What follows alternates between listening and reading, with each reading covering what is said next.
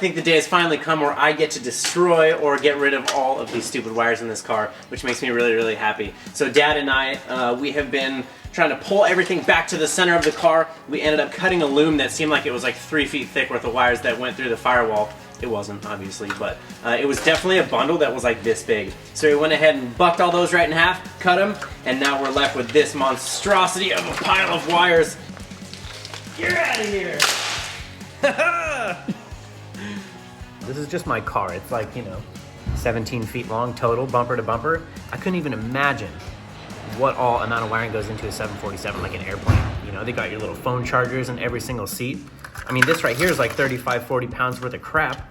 Well, I will say, it does feel more spacious. Definitely a little bit more clean, and I'm pretty stoked on it. I want to paint the whole thing, the whole entire inside of the car, and I'm going to kind of leave the seam like right about here. So to me, inside of the car is dictated by this little seam right here. So I think that I'm just going to do everything on the inside of the car, steel it gray, which I got a couple cans over there. I'm pretty stoked about that. I don't know, man. I think it's time to start Scotch-Briting, which is going to be a real tough job because then you're just kind of like scrubbing down every little square inch of this thing for a while.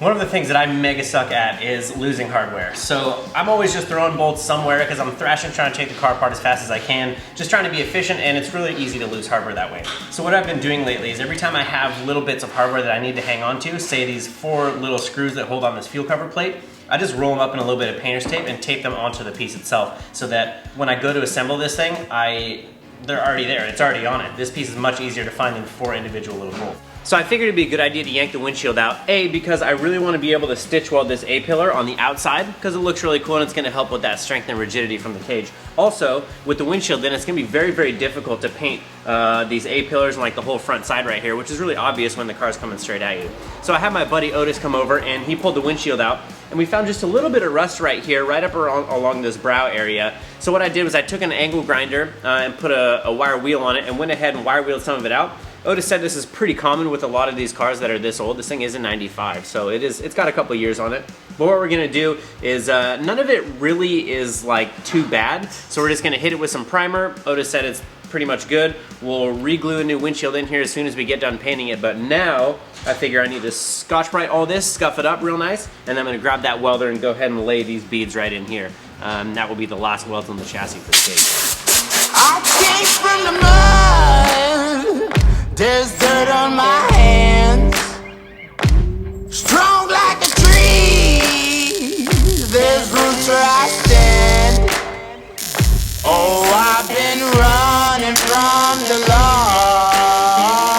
Boy, you don't realize how big a car is until you have to scuff down the entire body on the inside of the car. We're not even doing the outside even, and it still feels like a lot. Putting the elbow grease to work for sure. Try to catch me howling at the moon.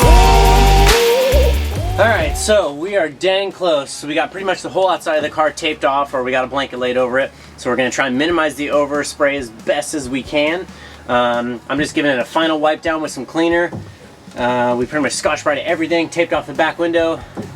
I mean, every time I do this, it just blows me away how much work it actually is. But yeah, the finished product is worth it for sure. The quality of the paint is in the prep work. So we're spending a bunch of time getting it all prepped up, and I just can't wait for this thing to be all nice and clean and gray. I'm really excited for it. So just about to start blasting after we make sure that we're all good. I'm going to start from the back, paint everything back there first, and then just work our way forward. Well, let's do it.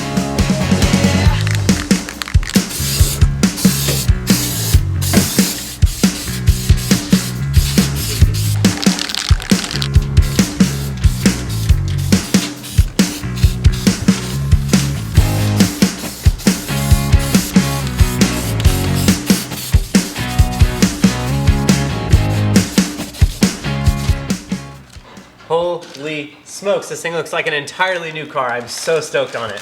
It's always a lot of work every time, but honestly, it's so worth it because this thing, like, it was so bad before. Like, red is definitely not my favorite color for a chassis, and that mixed with it was like dirty, and the paint was faded here and there, and some of it was good, and some of it wasn't, but just gave the thing a whole real good Scotch-Brite over, and like, this thing is unbelievable. I still got to peel out all the stuff from the back window, but I'm going to go ahead and wait till it dries completely before I even bother climbing in there. I'm sure there's going to be a tiny couple little spots that I missed, but again, I'm going to wait until it dries. And then the cool part about this steel paint is that it touches up really, really nice, and you can never tell the difference. So overall, really stoked. I can't wait. Like, this thing is like a whole new machine. It like feels completely different in my eyes. So I can't wait to whip some seats back in it and of course go shred this thing.